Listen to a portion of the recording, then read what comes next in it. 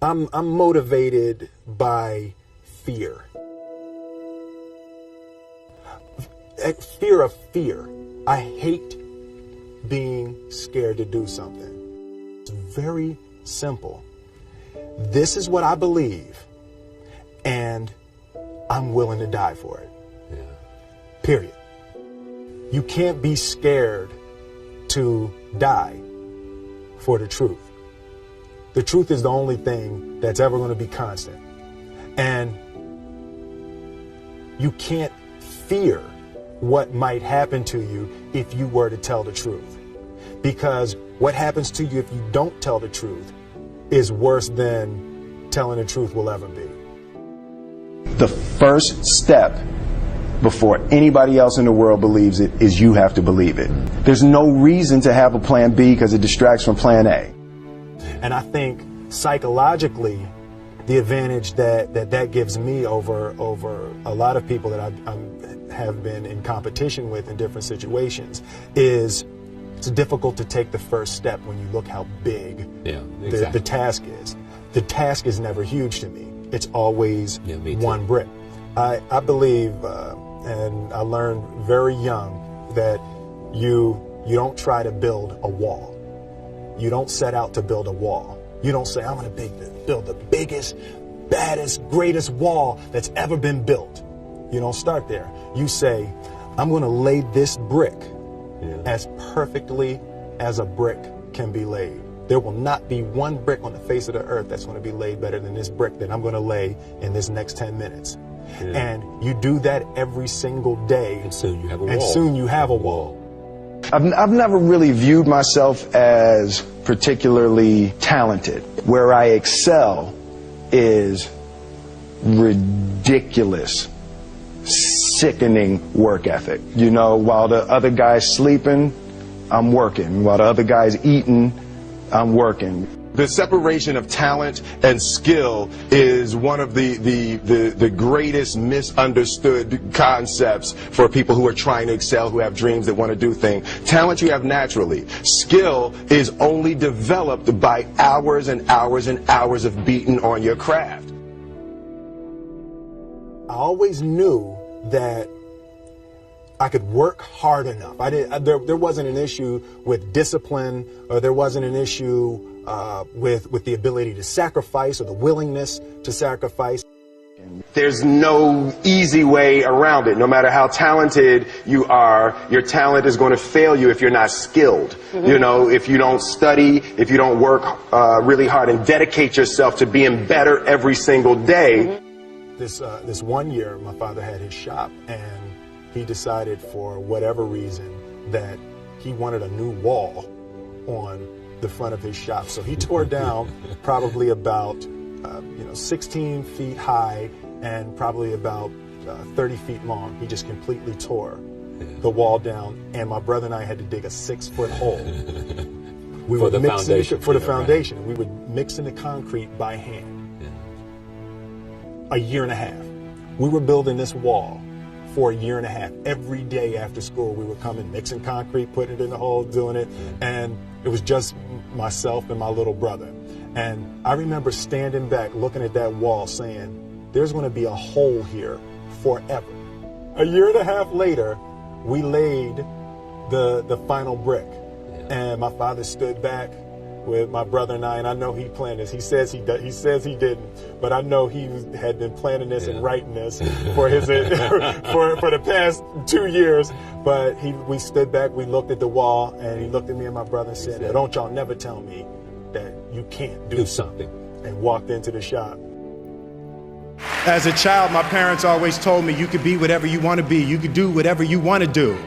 And you know, that office, that position, the highest office on the face of the earth, it was something I heard my parents saying it, but I didn't totally believe it. Yet I went out in the world and I carried myself and I held my head high and I stood there and I looked people in their eyes and I talked to people as if I was deserving of everything that this planet has to offer. I really want to say to children out there and to people who are watching, Confucius said one time, he who says he can and he who says he can't are both usually right.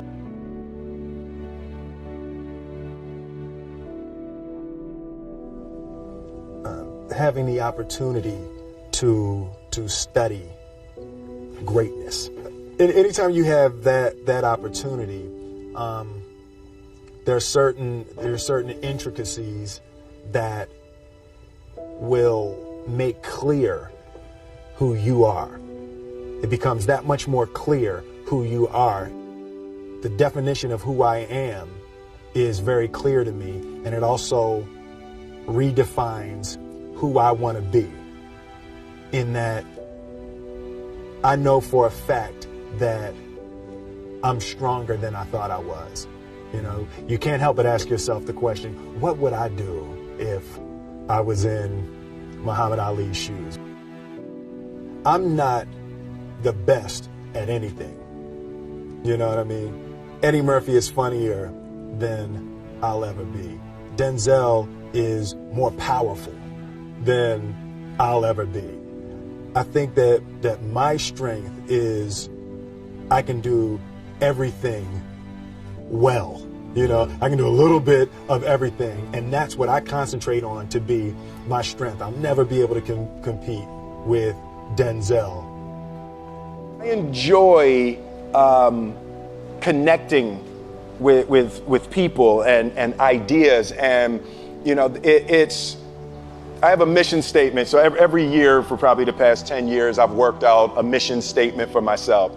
And for the last few years, the mission statement has stayed the same, and it's been improve lives, right? So when I go into something, I'm looking for how the quality of this piece could potentially improve lives. But it's all along the way. It's when you make the movie and how you're interacting with people in the process. And the concept of improving lives runs through the center of everything I do. And then I realized that the way to improve lives is to continually improve yourself, right? So with that, every morning when I get out of the bed, I haven't fixed everything in the world yet, so there's always something to do.